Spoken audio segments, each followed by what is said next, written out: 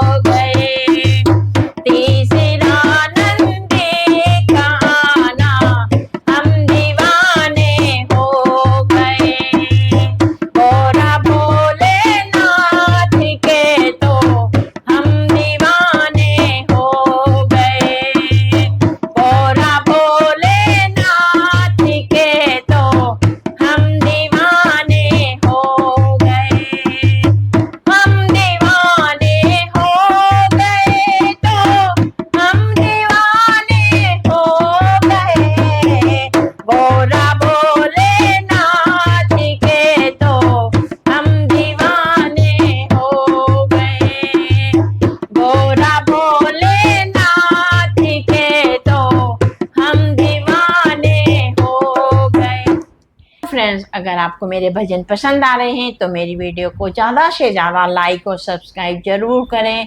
हमें आपके सपोर्ट की बहुत ज़रूरत है और अपना प्यार हमेशा बनाए रखें। कमेंट्स बॉक्स में अपने कमेंट ज़रूर दें। नमस्ते।